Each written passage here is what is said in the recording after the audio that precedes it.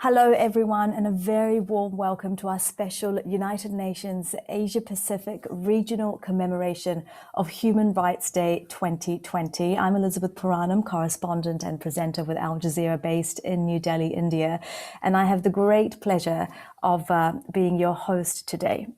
Now, Human Rights Day comes amid the ongoing COVID-19 pandemic, a crisis that the UN Secretary General Antonio Guterres has termed the most formidable global challenge since World War II. The public health toll has been staggering. We're approaching 70 million confirmed cases worldwide, with over 1.5 million deaths. Health systems have been devastated, along with frontline health workers, of whom we've lost far too many in the line of duty. But there's another impact that's not perhaps widely discussed or recognized, and that on human rights across the spectrum, especially of the most marginalized and vulnerable populations.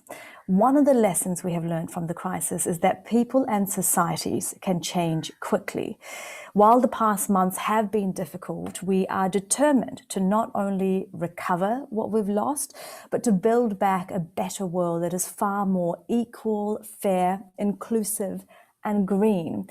A world where human rights, including for the vulnerable and marginalized populations, are at the heart. And so today, we're discussing how we can put human rights at the core of recovery from the pandemic in Asia and the Pacific, and what this means in terms of moving beyond rhetoric to concrete action. So 17 UN agencies have come together through their Asia Pacific regional offices to conceptualize this curated collection of inspiring talks linked to the theme of recovering better with human rights at the center. To unpack this through real-life examples and stories, we'll be joined by some truly inspiring people from across the region. And we also want to give you, our audience, the opportunity to weigh in with what you think regional and global priorities should be in building back better. So for this, we're asking you to log on from your phone or your computer to the Mentimeter and have your say. You just go to menti.com, that's m.e.n.t. I'm sorry, that's MENTI rather, .com, and type in the code 301-6444. That's 301-6444. Menti.com, 301-6444. You'll see a simple question to which you can provide multiple answers in just a few words, and we will be coming back to the Mentimeter towards the end of the event and see what you've shared.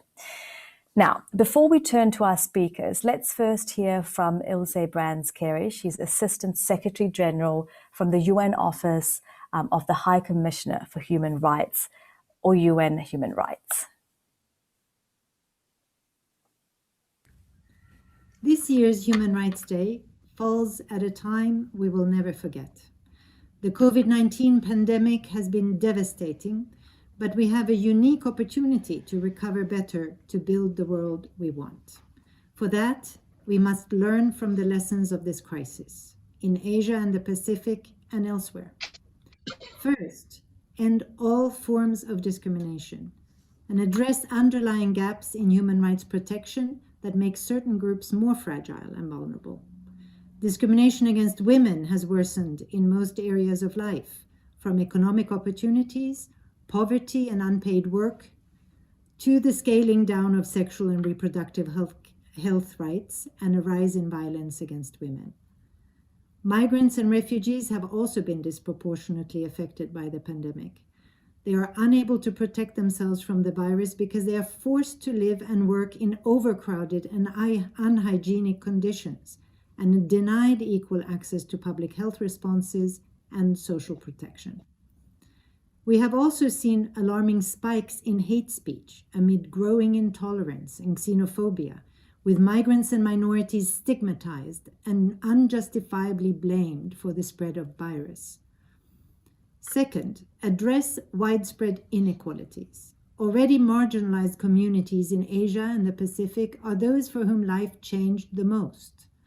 Devastating economic impact and loss of livelihoods are affecting economic and social rights and exacerbating vulnerabilities, including the right to health, social protection, and decent work, as well as the rights to adequate food, housing, water, and sanitation. Women represent approximately 70% of frontline workers dealing with the pandemic, and many of them are migrant workers. With shortage of personal protective equipment, women have continued to provide essential services despite great personal risks. Universal social protection, universal health coverage, and other systems for the delivery of fundamental rights are not luxuries, but rights in and of themselves.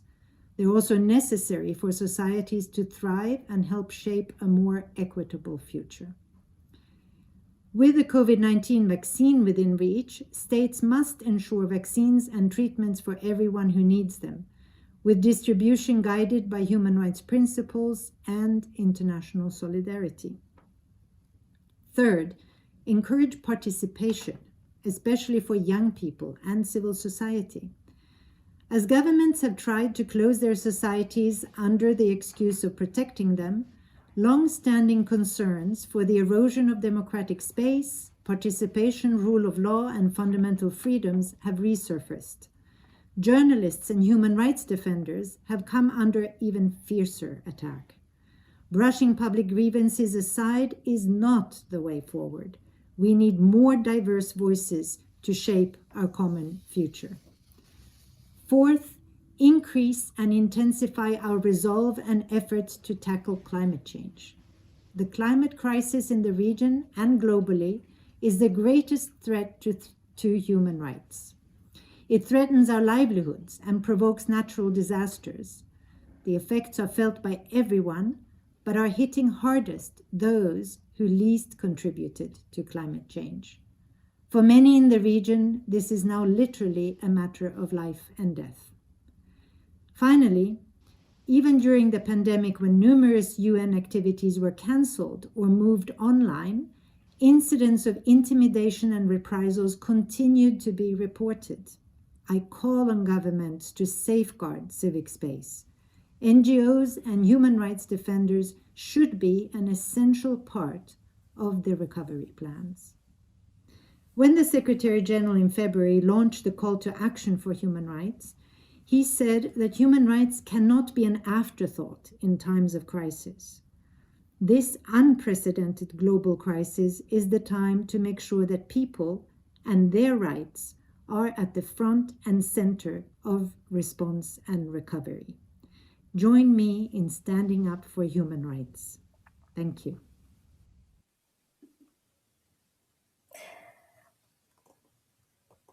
And our thanks to Ilse Brandskeris for setting the scene for us.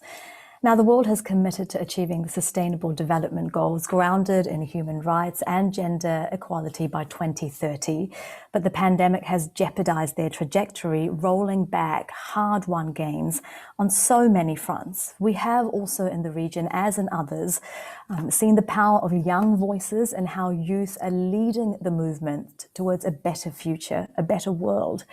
Now, this is the backdrop for a special address from Lavetana Langiseru, who joins us all the way from Fiji in the Pacific. Lagi is the co-founder of the Alliance for Future Generations. That's a network led by young people with a focus on sustainable development. Lagi, it's great to have you with us. Now, how can young persons, indeed all of us, help salvage the future despite the formidable challenges? Thank you so much, Elizabeth. Bula Vinaka, and good morning. It gives me great pleasure and honor to be part of this event under the theme Recovering Better from COVID-19 with human rights at the core. Please allow me to first share a personal reflection where a few days ago I came across a social media post of a friend of mine who had just welcomed the birth of his first ever niece. A post with the caption that read, "Welcome to this cruel world, my precious." This statement for me had me reeling back because it captures the sense of hopelessness that exists there for many young people who are coming into the future that we are building. 72 years ago, as we know, the world rose from the ashes of a war-torn world with so much pain and suffering and lost future for many, to create a universal document that today has become a beacon of hope for humanity and ensuring that the promotion, protection, and the respect of the rights of all human anywhere, everywhere on the face of this planet. Human rights today in our region continues. Today in our region we continue to face multiple unprecedented crises: climate change, the global health pandemic of COVID-19, and unsustainable economic development.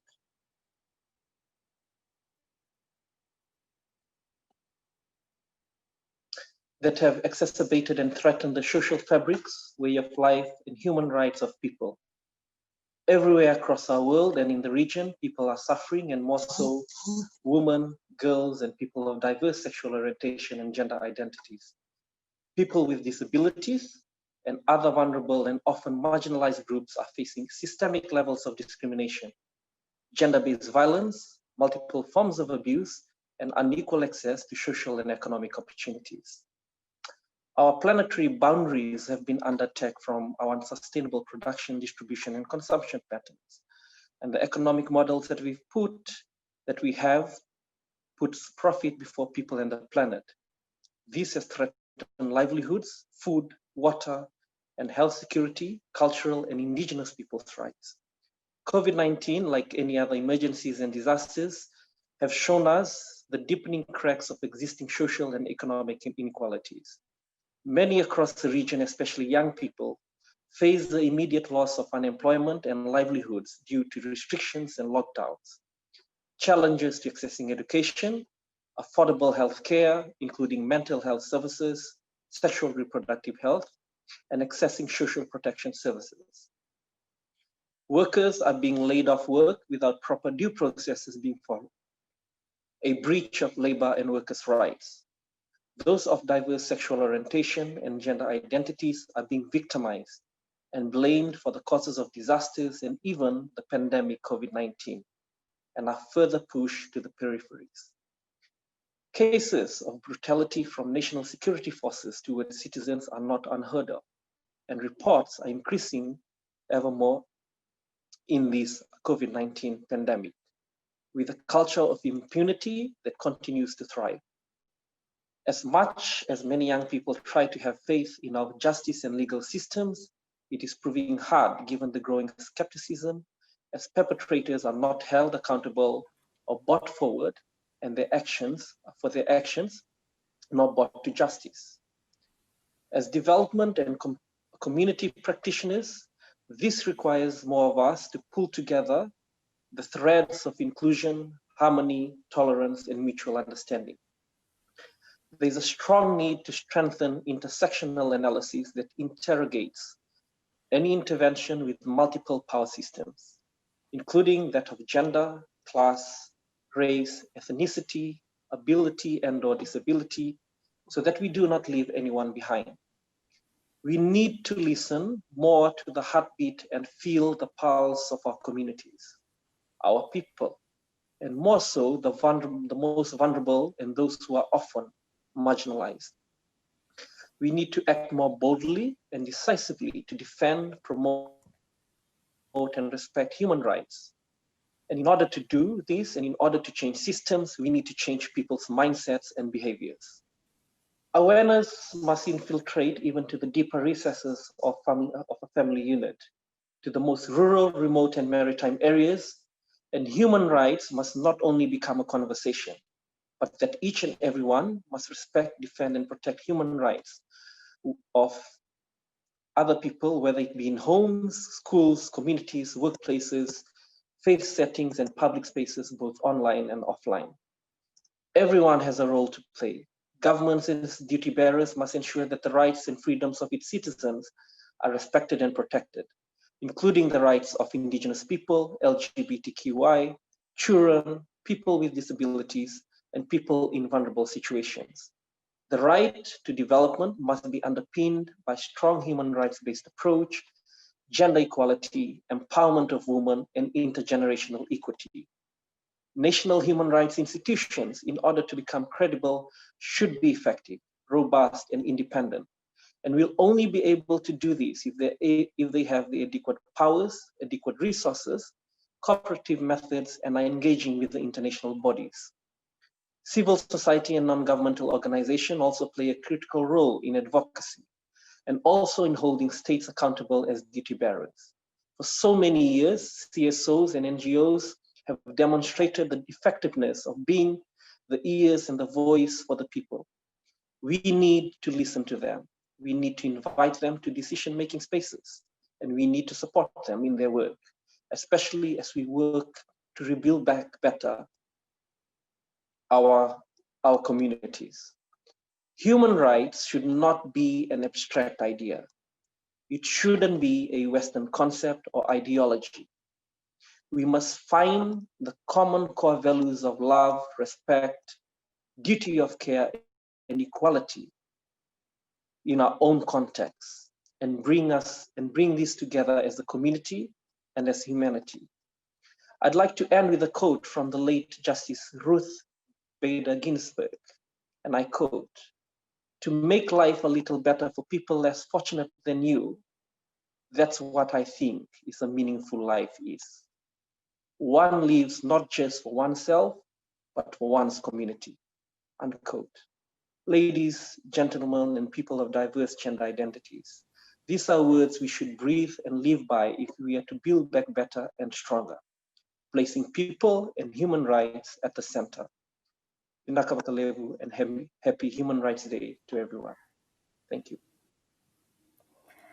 Lagi, thank you very much for that, and apologies that we weren't able to see your screen, but we will try to get that fixed. Now, before we move on to our next speaker, I just want to remind our audience that we want to hear from you on what you think that regional and global priorities should be in building back better with human rights at the core of any recovery, especially in the Asia Pacific. You can go to Mentimeter, that's menti.com, and put in the code. The code is 3016444.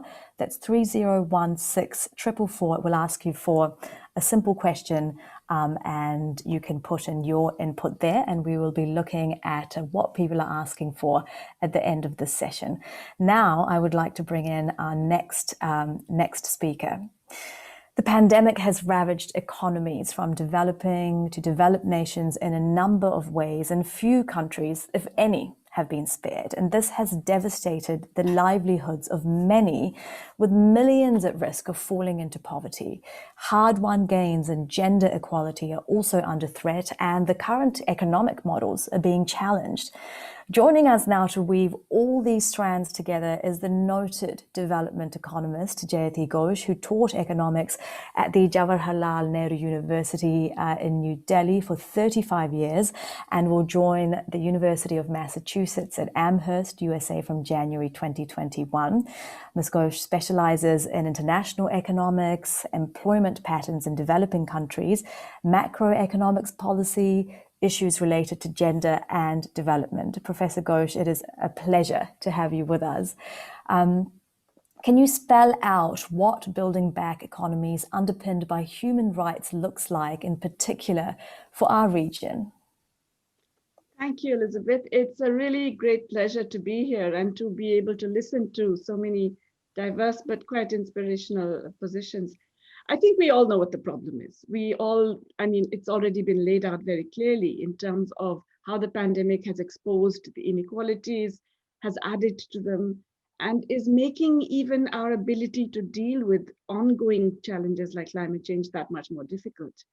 It's also true that the Asia Pacific region is very diverse in terms of the response to the pandemic. Some countries have done much better than others, as we know, in controlling the disease. In terms of limiting the adverse impact on economies and livelihoods, again, some countries have done remarkably well. Most of us have not. And despite these differences, I would argue that there are some important commonalities in terms of what we need to do going forward. And really, the idea is not just to make economies more resilient and sustainable. Of course it is. But I think it's really now a question of human survival. And we now know that, if you like, the coronavirus is just the beginning of a series of shocks that is necessarily going to come our way. Climate change is also going to generate a whole range of shocks. And we are prone to many different kinds of challenges, which we have to learn to cope with, in addition to creating better conditions for economic justice and all of the other things that have been mentioned. So I would say that there are really 4 broad areas in which we need to focus. The first is in terms of public investment in care. Now, that's kind of obvious, right? The pandemic has brought out how crucial care economy is. And so this must be a priority for the future. We know that we will not get any kind of economic resilience even. Forget the sufferings of people. The economies also collapse if we do not adequately invest in healthcare. And the countries that have not done so are really badly affected and will continue to be badly affected for much longer than the countries that did invest in care. What does that mean? We have to recognize care work, unpaid, underpaid, and paid. We have to reward them properly. We have to respect them. We have to represent them. And we have to reduce the unpaid part, which is dominantly performed, as you all know, by women, by as much as possible by redistributing it. It's very important also to provide dignity and social protection to care work. It's remarkable to me that in the middle of this pandemic, when in fact it should have been so obvious, it's so blatant that we need to protect care workers, across the region, they are not the ones who have been protected. They are not even being rewarded. Sometimes they're not even being paid on time because governments are tightening their budgets and all kinds of other things. So that, I would argue, is number 1, absolutely crucial also for gender equity for obvious reasons. To recognize, reward, redistribute unpaid care, represent, respect care work. The second is very important. There are so many young people on this panel, and I'm sure they will raise this as well. One of the most pressing problems is employment generation. It's especially for women. Women have been disproportionately affected during the pandemic, and youth. There's an uncertain future. In a sense, we could even have been destroying the prospects for a generation, especially in the countries where economies have been even more devastated. So we need to have proactive public policies, make employment generation the central thing, not GDP growth, because GDP growth, as we know, doesn't always generate jobs. It doesn't even necessarily go to most of the people. It can be concentrated in finance, in certain services which go, benefit the very rich and so on. So we need proactive policies which focus on employment generation and which would then generate a sort of bubbling up of growth rather than the trickle down that we have been taught to appreciate. What does that mean? It means certainly investment in care, because we know that that's very employment intensive, but also in the creative industries, which actually improve the quality of life and which are not subject to the kinds of technological change that will destroy jobs rather than create new ones. And we need to invest in public employment programs with high multiplier effects. So basically, we have to think of the government as an employer, to become a catalyst, to become a generator of new employment in secondary forms. That is going well beyond the old idea of skill development. That's no longer adequate. Of course, we need to develop new skills, but we can't simply say government should do skill development and sit back and then the market will take care of it, because it won't. So that's another essential element of what we have to think of ahead. Third, I think it's already been mentioned, and climate change, especially in our region, it's no longer in the future. It's already upon us, and it's having devastating consequences on human security, especially the security of women and girls, on inequality, on human rights. We have to have much more massive public investment in adaptation, in climate resilience, in social protection systems that allow people to cope and to evolve to deal with these new challenges.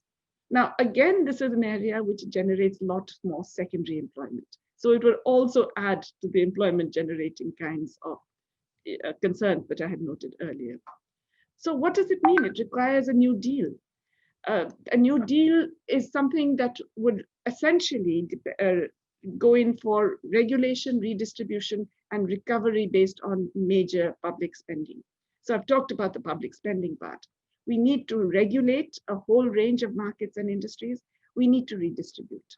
And so we need a New Deal. People have talked about a Green New Deal. I'm saying we have to have a multicolored New Deal. Of course, it has to be green for climate alleviation and all of those concerns. It has to be blue because we really have major concerns about water, the pollution and scarcity of water in our region particularly. It has to be purple because the care economy is a purple economy. That's the color of the care economy, and we really have to focus on the care economy. And it has to be red because for greater egalitarianism, because the inequalities that we have achieved right now are beyond any historical antecedent, and we really have to undo them before they destroy our societies and make them unlivable. So all of this means we cannot rely on private finance and innovative finance, public-private partnerships, etc. to work. We really have to have that combination of recovery through public investment, regulation, redistribution. We have to tax multinationals the same rate and digital companies at the same rate that we tax domestic companies. We have to have very, very small rates of wealth taxation on the very, very rich, the ultra rich. And this can be enabled by international cooperation and global asset registers. All of this will generate the necessary financing. We have to think big because, you know, the alternative to not thinking big and not getting together and doing something is, I believe, is actually human survival, which is at stake. And so I think it's important that there are young people here who have much more to lose than any of us, and who are there with the ideas, and I think there with greater international solidarity than our generation has shown anyway. So I'm still hopeful for the future. Well, thank you very much, Ms. Ghosh, for that inspiring and hopeful, that positive message full of solutions. Thank you very much for that. I want to move on to our next speaker now, because earlier this year, as the United Nations was mapping out the impacts of COVID-19 globally, the chair of the United Nations Permanent Forum on Indigenous Issues, that's Ane Norgam, made an appeal to governments and the UN not to ignore the special needs of Indigenous people amid the pandemic. Now, Indigenous people have long been disadvantaged in a myriad ways, and even when programs are available ostensibly for their benefit, they continue to be stigmatized and discriminated against on many fronts. Well, joining us now to discuss this is Joan Carling, an Indigenous human rights and environment defender from the Philippines.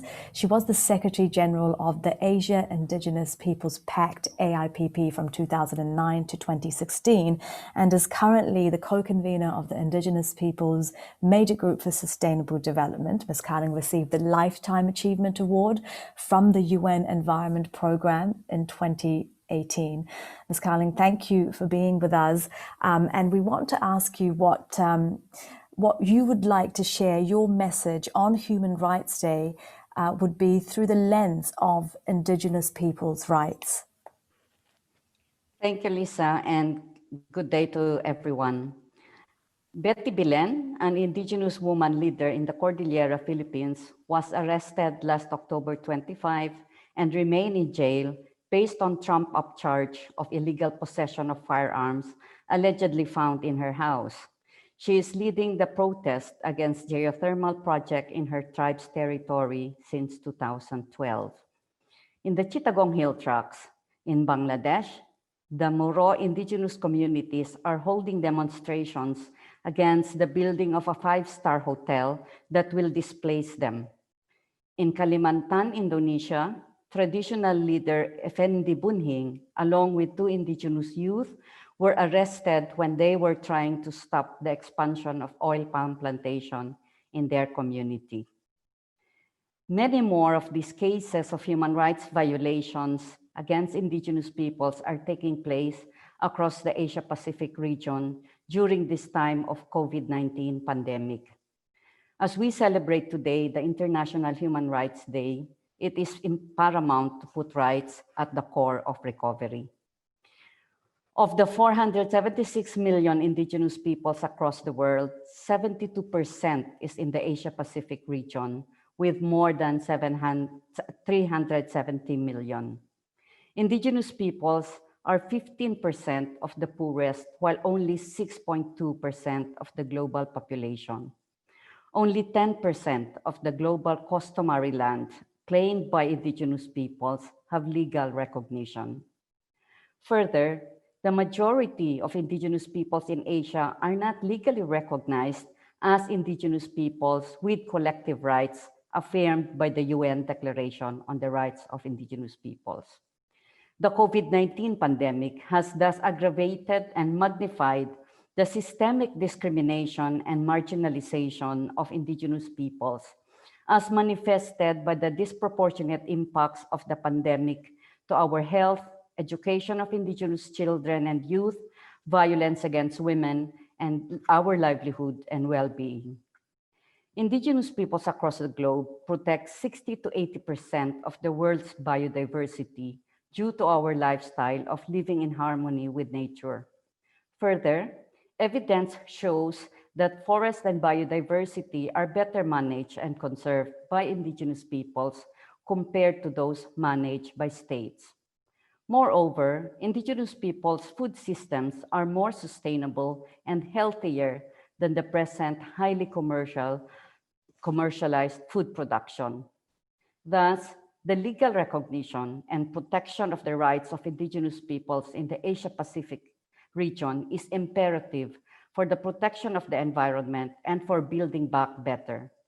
More violations of the rights of indigenous peoples to our lands, territories, and resources will result to more destruction of the environment and the loss of biodiversity, which can lead to another virus. An alarming trend in the region is that many of the economic recovery plans include large-scale mining, such as coal, forest and land conversion for agribusiness, mega infrastructure projects, among others, under a build back business as usual approach. This will aggravate inequality and environmental disasters. In fact, a number of states are now even weakening their protection measures for the environment to hasten investments such as in Indonesia, India, and the Philippines. Further, human rights violations associated with business activities supported by states have worsened with the growing number of authoritarian states in the Asia region. In fact, restrictions to prevent the spread of the virus are being used as an excuse to also restrict legitimate actions to protect the environment against business projects, unfair economic measures, worsening inequality, and the lack of access to justice, among others. Thus, in building back better, economic growth targets should ensure equity and the protection of the environment. Economic growth must not be imposed at the expense of the environment, equity, and human rights. States and the private sector, corporations, investors, and business need to ensure due diligence measures for the respect and protection of human rights and the environment in any business activities in support to economic recovery and growth targets. Likewise, social equity measures shall be established and enforced to ensure that these economic targets do not worsen inequality and discrimination. It is essential to ensure the balanced implementation of sustainable development goals, which comprise the social, environmental, and economic dimensions and seek to realize human rights of all. Under this framework, we can effectively recover and advance sustainable development by building multi-stakeholders partnerships with the rights holders at the front and center.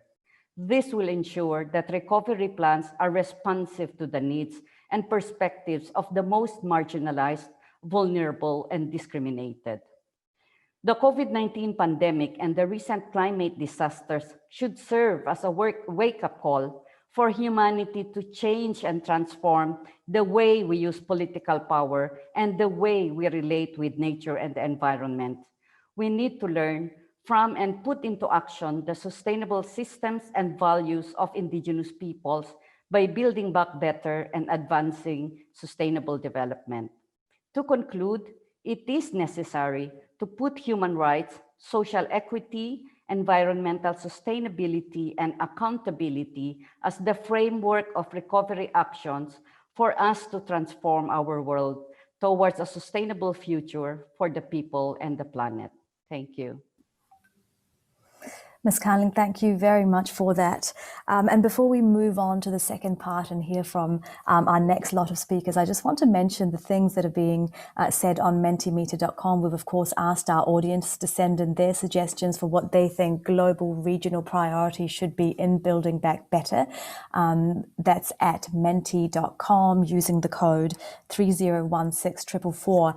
We have many suggestions, but trending right now, and the biggest one is human rights defenders. We also have children's rights, gender equality, and freedom of expression.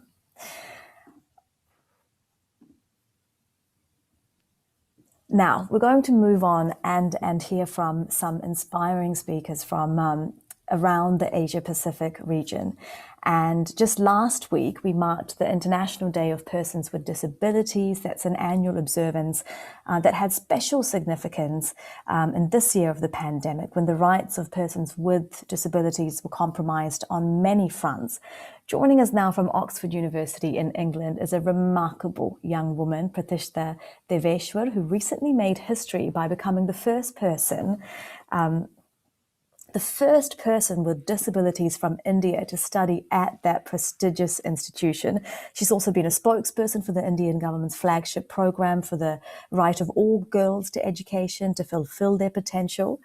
Pratishtha, you were injured in a horrific car crash as a teenager, which wasn't actually very long ago. A lot of people thought that your potential had been snuffed out, but you have more than prove them wrong, fighting for your rights as well as those of persons with disabilities in a society that hasn't fully embraced this issue. Why do you feel that there was a need to fight for your rights, and what motivated you to do so? Thank you so much, Elizabeth, for that introduction, and a very good morning to all of you. From the UK, where it is currently night, but hearing to all of you, it actually feels like there is light everywhere. It's all bright. There is hope. So it feels like a morning to me here. As Elizabeth rightly said, that I met with a road accident a few years back. And just to recall the medical report that I got, it said that I am now a paraplegic. It mentioned that I had lost my bladder and bowel control. I had lost my ability to feel or move anything below my chest. So I, being the hopeless optimist person that I am, I looked at that medical report and I thought, okay, that's it. That's okay. I think I can deal with it. But little did I know at that point that my life outside of that hospital was going to completely change. And it was not just the impairment that I was going to deal with, but also the disability that is going to come as soon as I'm going to enter the world. And I'm going to tell you how it actually changed my life. I remember wheeling out of the hospital for the first time, and people were staring at me and making comments as if I was an alien. I often say this, that when you look at the word PWD, person with disability, the word person comes before the word disability. And as a 13-year-old back then and a 22-year-old today, I fail to realize, why do people not understand that I am a person, a human being with the same human rights first and disabled second? When someone looks at me, they don't look at me per se. They completely ignore my gorgeous smile. They don't want to know about my talents, and they don't care about my educational achievements. When someone looks at me, they just look at my wheelchair, because for them, my wheelchair is me and I am my wheelchair. And that just brings out some weird stereotypes and stigma around people with disabilities, which actually deprives me and my community of the right to dignity, a dignified life. So when I, of course, went out and I wanted to go back home after being discharged from the hospital, I looked for a cab. But that is when I realized that no cabs No transport options are accessible for people using wheelchairs, no trains, no auto rickshaws, no buses, nothing was accessible, and my right to freedom of movement was taken away from me. Being a person who loved studying, I wanted to go back home and rejoin my school. But guess what? No school in my city or even in my neighboring cities was wheelchair accessible. And for one whole year, I had to drop out of my school. And after that, I had to miss out on classroom education. And I was homeschooled for my entire school years. And of course, that affected my right to education. After that came of course, the pandemic. And there were already so many challenges in the lives of people with disabilities going on. I was like, now what? What next? So I remember I was living independently in New Delhi, and there was a caregiver who used to come twice a day to help me with my physiological needs. And when the lockdown was imposed, there was obviously movement was restricted, and there was a list of essential services that was released by the government, and people could move out only for the reasons mentioned in that list. And that list had no mention of caregivers.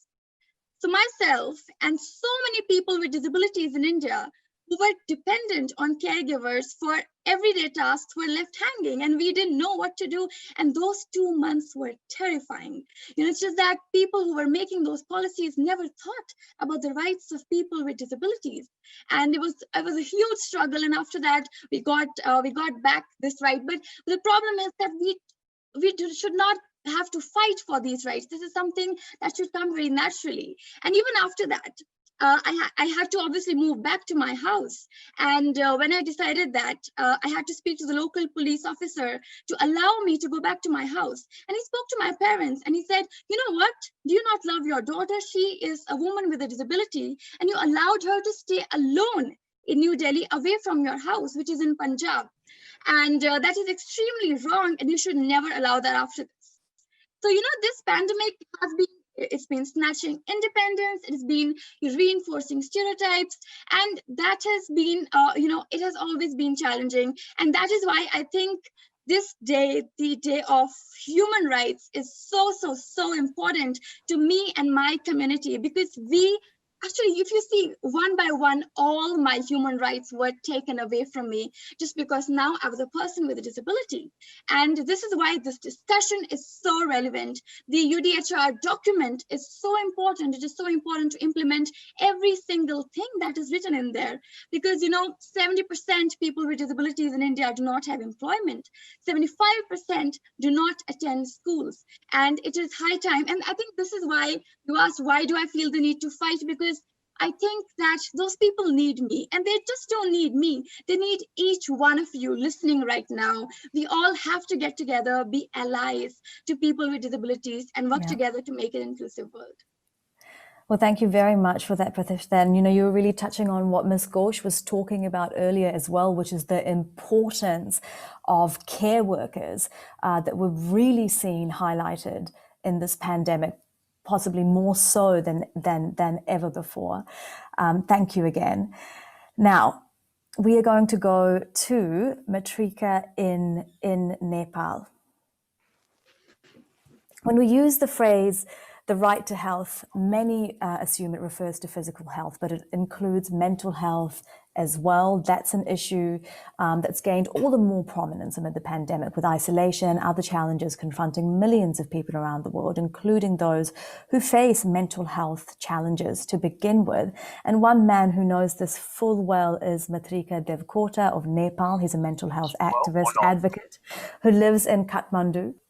Matrika has experienced the discriminatory attitudes towards mental illness, the lack of mental health resources in his own country. Through his very own experiences, he founded Koshish, that's a self-help organization where those with mental disorders, mental health disorders, are given a voice and an opportunity to advocate on their behalf. He's received the Human Rights Award of the National Human Rights Commission of Nepal in 2015, the Dr. Gislan International Award for breaking the chain of stigma in mental health issues in 2013, among other honors for his pioneering work. Matrika, you also have a personal experience with mental health illness, which led you to fight for the rights of persons with mental illnesses in Nepal to start the civil society organization OHCHR.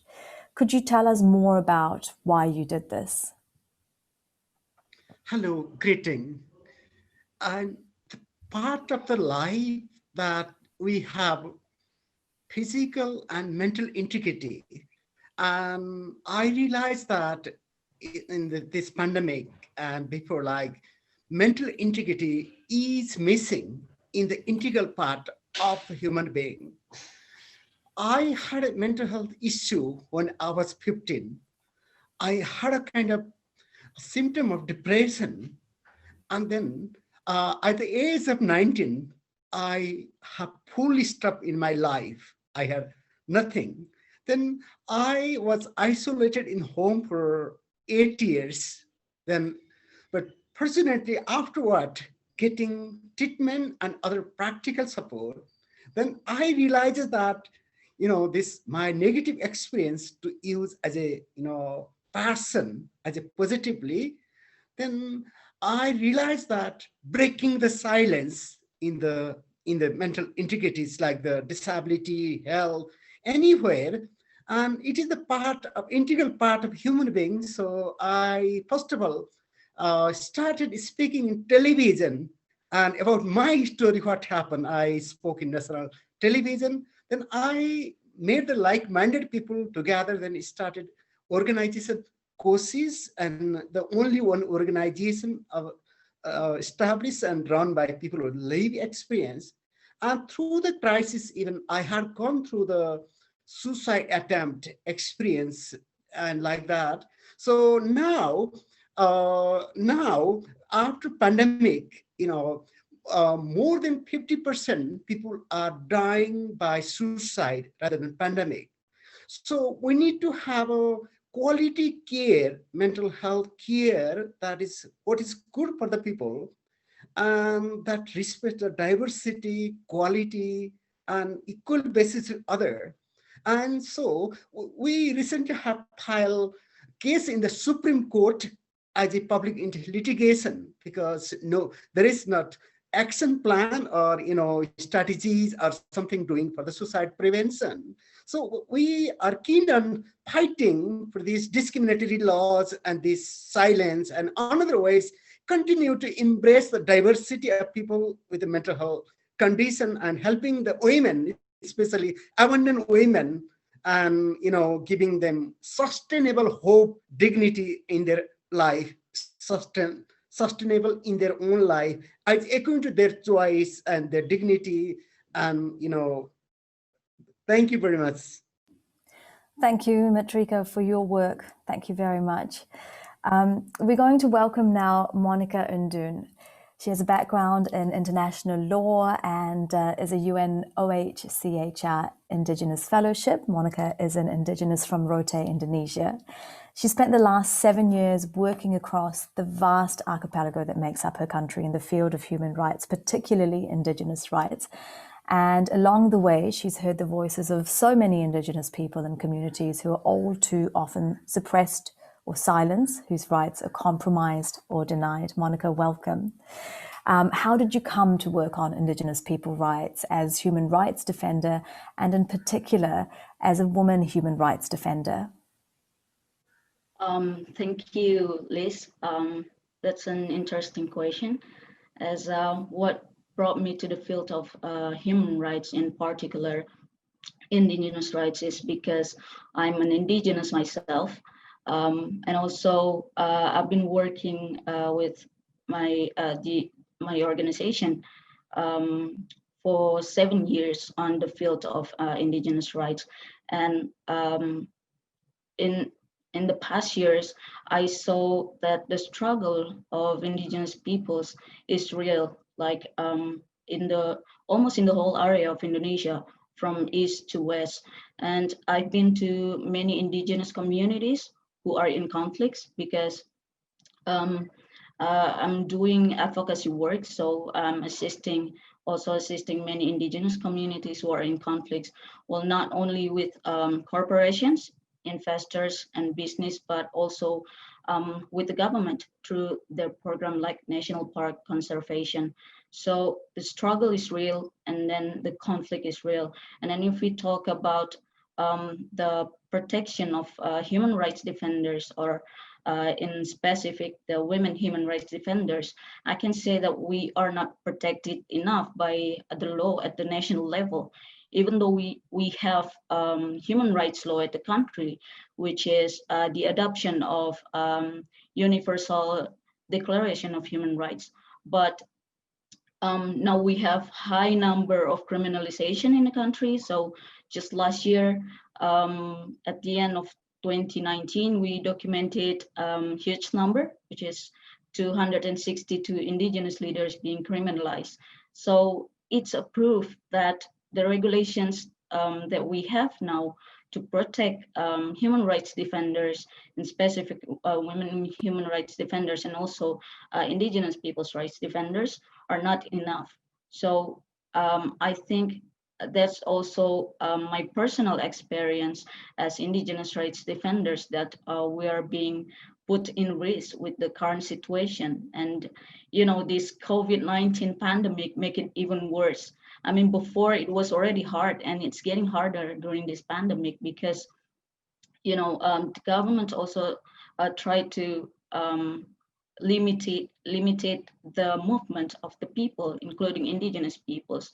So there are so much that ongoing at the national level now regarding the regulations that we have.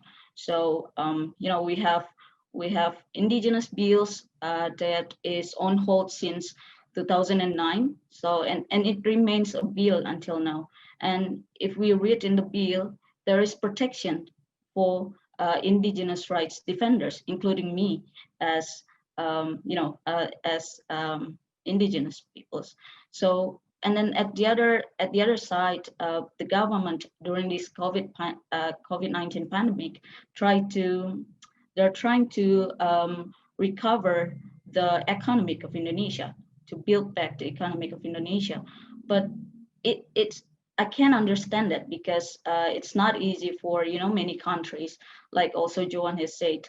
We're struggling, not only indigenous peoples but also the country. But it's not an excuse for you to recover the economic and put aside the rights of indigenous peoples, or human rights in general. So I think what we can do as a community now, we have to work together, and for the government to involve indigenous peoples in the decision-making process, especially the regulations and policies that are regarding the rights of indigenous peoples itself. How can you protect indigenous people's rights without involving them? That's just so wrong. So what we can do to build back better, I think, to work together to uphold human rights and indigenous people's rights. I think that's all, Ruth. Thank you. Thank you, Monica, with that message again of participation of Indigenous people, of all voices, being absolutely key. And interesting that you were talking about your work as a human rights defender, because that is the number one suggestion that we have coming up. We've asked our audience to write into us at menti.com using the word 301644 with what their priorities are, what they would like to see in building back better, and human rights defenders is still the biggest one. So thank you very much, Monica, for that. And for your work. Now, last but not least, we turn to a remarkable LGBTQI activist whose work has made such an impact across the region, including over the past year amid the pandemic. We want to welcome Midnight Poonkasetwatena. Midnight is gay. He's originally from rural northeast Thailand, and he's now working as the executive director of APCOM, that's a leading LGBTQI rights and HIV organization in Asia Pacific. He has been recognized many times for this work, and this year he was recognized as Tatler's Gentee honoree for advocating for the rights of the LGBTQI communities in Asia, and Future List 2020 as Thailand's human rights advocate. So Midnight APCOM has been in existence for well over a decade, and your own story is remarkable. From a very small town in rural Thailand, now celebrated as an HIV and community hero. So based on that experience, why is it so important to fight for LGBTQI rights? What difference have you seen that work, that human rights work, make? Thank you, Liz. Sawasdee krap from Thailand, and happy Human Rights Day, everyone. I think as a gay guy coming from rural part of the world, and I had the fortunate opportunity to be given a chance to study in the UK, and which otherwise I wouldn't have ever had, never ever dreamed of that I'd be, certainly in this position, and certainly feeling like I can be in this position, because all of my life, when I was younger and growing up, I didn't want to be different. I want to fit in. I didn't want to stand out. I don't want to be mocked, and also feeling like, you certainly are not special because you want to be the same.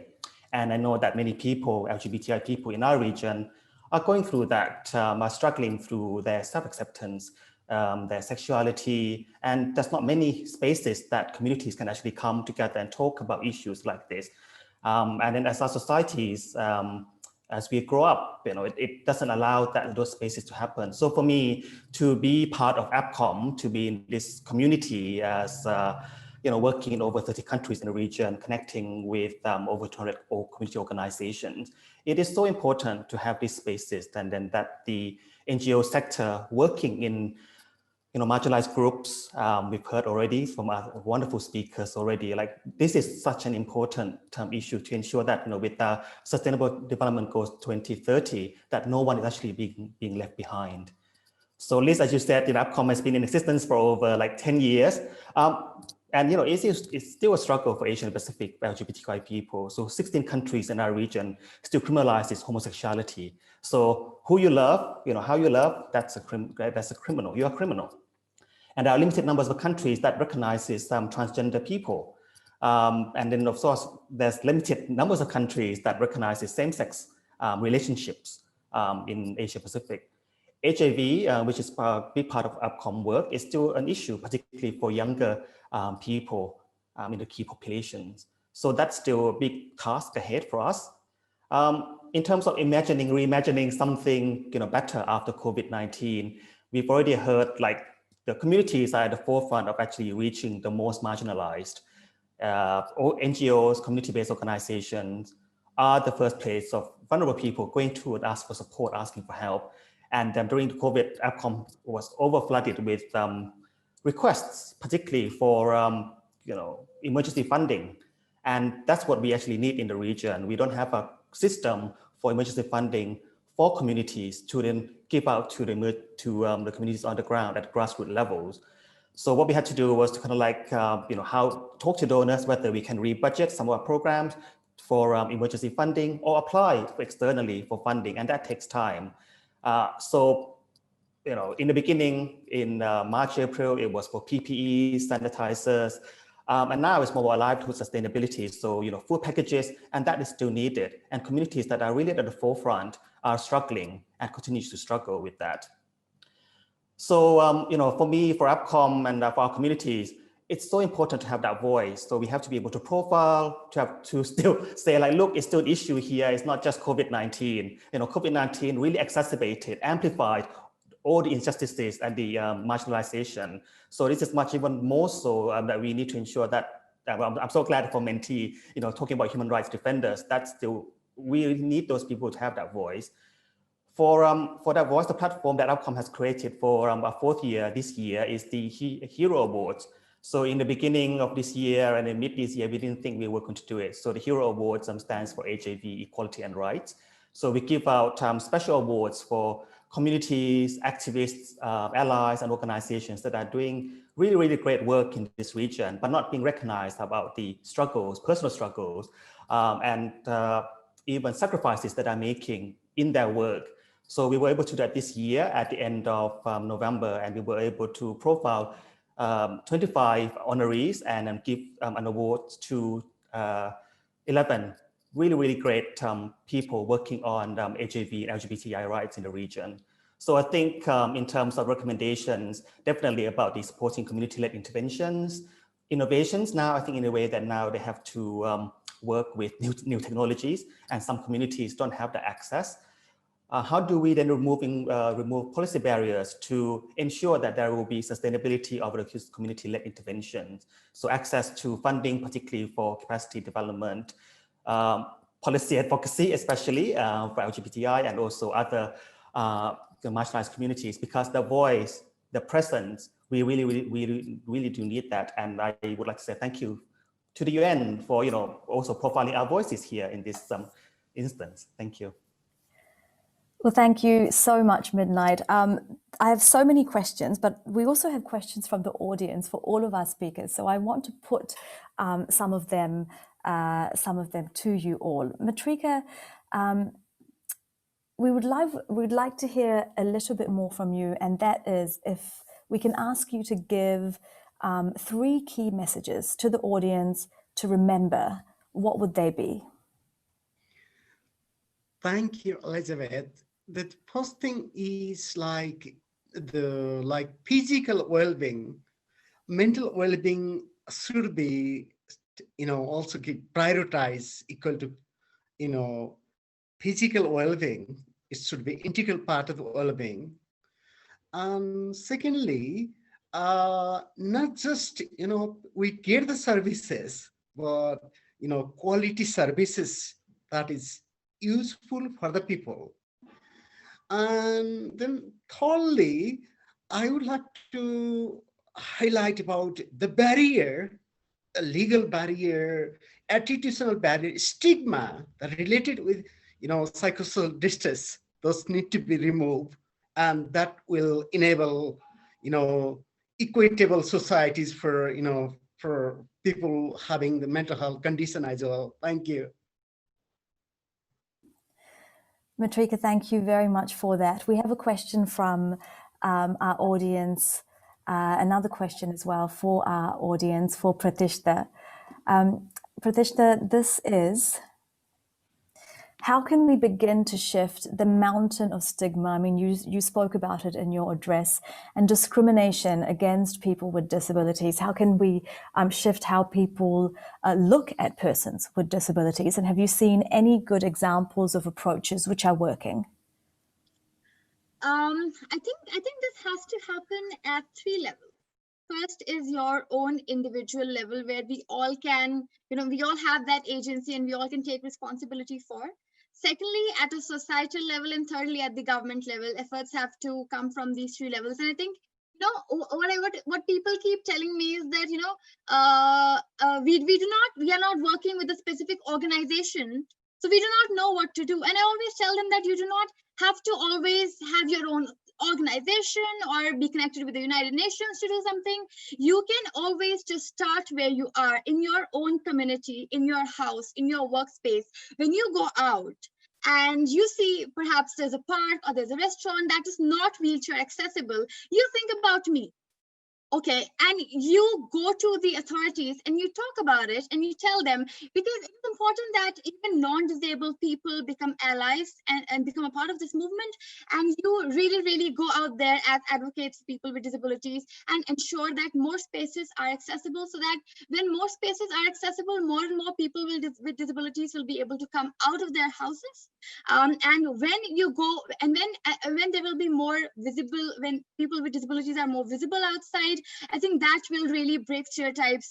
When you see more and more people, doing just normal fun things, and I think it really starts at the level of perhaps schooling. Back in India, I was just there talking to a school principal. We have the Sri Ram schools in India, and she was telling me that we ensure that every student with a disability, every child with a disability we have in the premises, in the vicinity of our school, we ensure that they are not sent to special schools, and we invite them to our school and ensure that we have the services and facilities available for those students, so that from a very young age, non-disabled students and disabled students, they interact, they learn about each other, and they grow up to become more inclusive and sensitized citizens.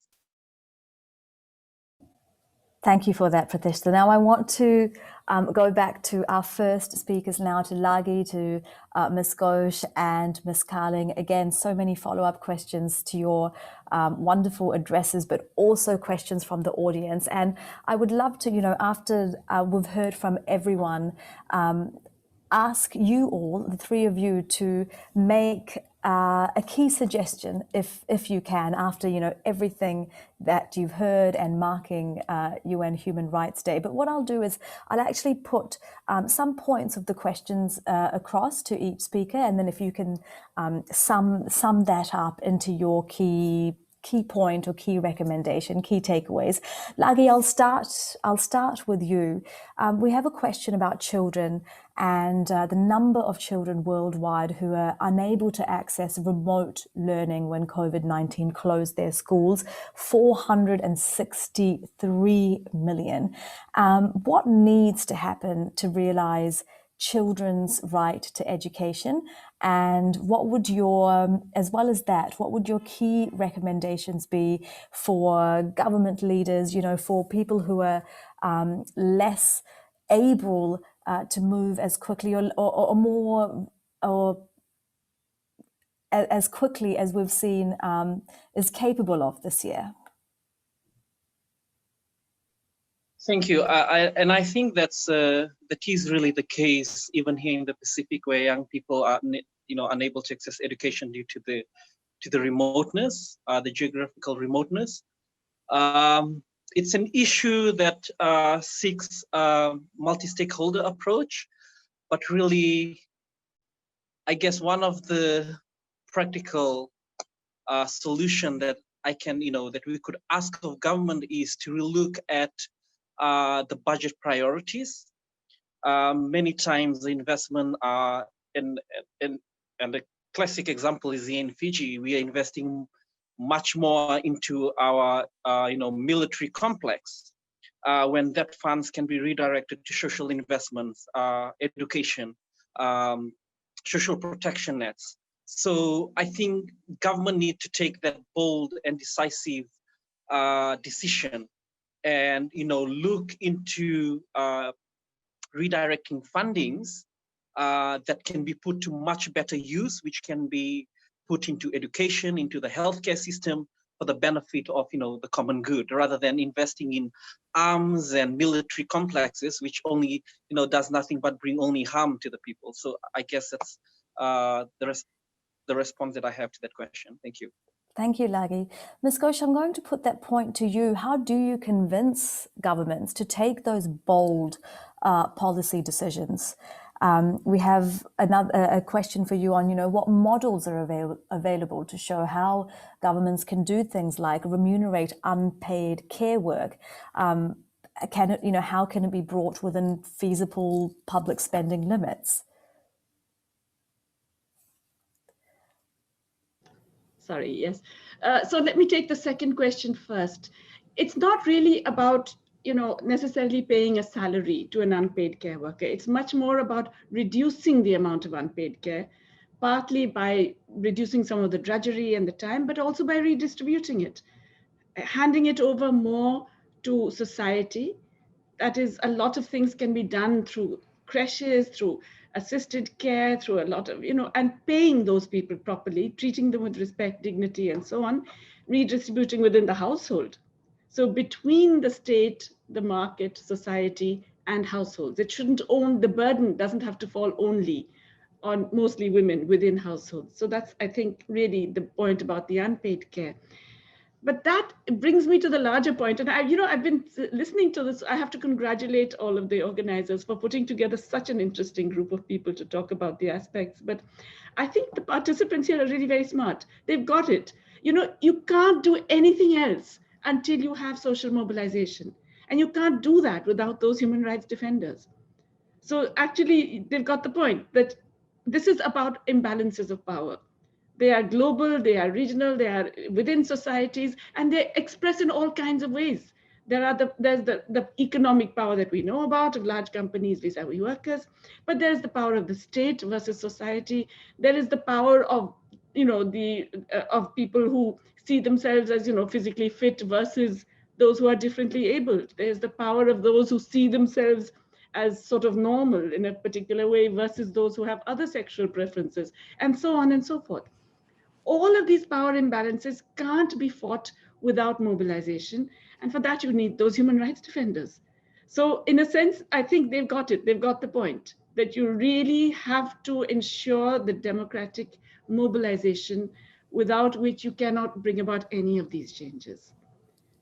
And finally, if there's one message I would like to just say, that what this has also made me realize, this whole discussion, is that it's not just enough for all of us to be working in our own thing, me talking about economic policy, somebody else talking about gay rights or whatever. We have to come together. We have to build coalitions.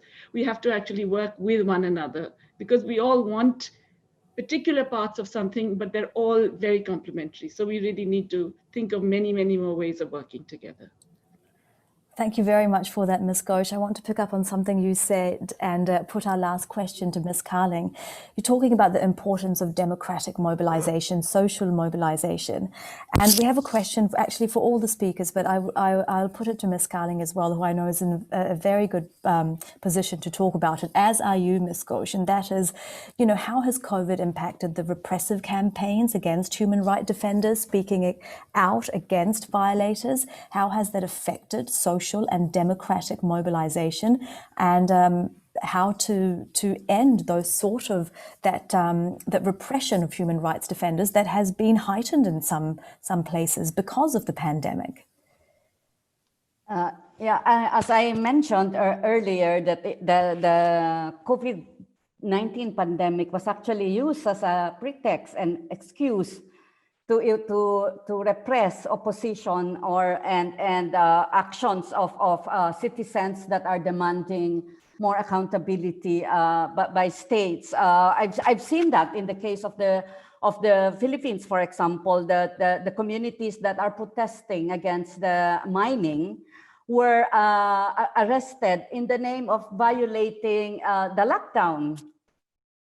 So that demonstrates how these measures, these health measures, are actually being used to further restrain the actions of citizens against repressive governments.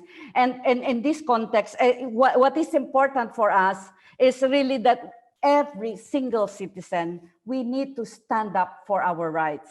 That's pretty much needed. And we need to, as mentioned earlier, build coalitions, work together, and demand accountability from duty bearers to respect and protect human rights.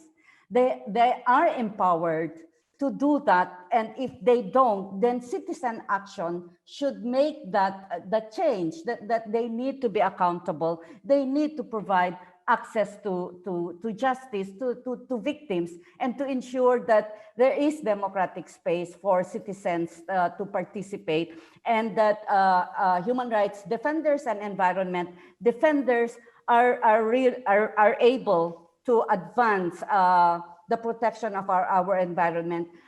While we are celebrating Human Rights Day today, I hope that there will be a time that we truly celebrate the meaning of human rights in every aspect of our life, that we're not talking anymore of people being killed, of people being arbitrarily arrested, of people silenced. I hope that we are all reminded that if we don't stand up for our rights, we will always be talking about these violations. Thank you.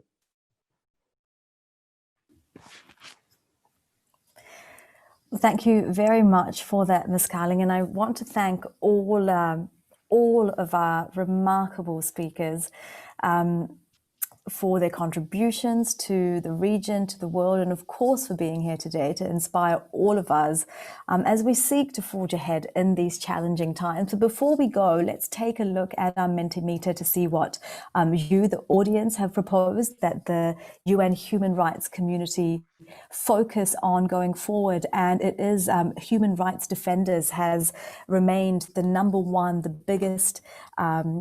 biggest thing that's coming up on the Mentimeter some other notable things are freedom of expression, children's rights, climate change, indigenous rights, which we were very fortunate enough to hear about both from Ms. Carling and from Monica Undune, economic rights, which Ms. Ghosh touched about, gender equality, and it's a long list, and you will find it on menti.com 3016 444 if the audience wants to take a look at the number of things that have come up there as what people want the global, the regional priorities to be in building back better. Thank you all very much. Thank you to everyone who sent in their suggestions. And it is also my pleasure to announce that the ideas that have been provided will form the basis for a year-long conversation that we launched this event. And today is just the start of the conversation that we are intending to have over the course of the next year, leading to World Human Rights Day 2021. We'll be posting updates on future talks, events at the OHCHR Asia website, so do look out for that. Continue to stand up and support human rights for all, as we've heard from all of our speakers, the importance of standing up, of participation, and of holding people to account, of accountability. So thank you all once again, and stay safe, stay well. I'm Elizabeth Puranam, wishing all of you a very good day wherever you are. Goodbye for now.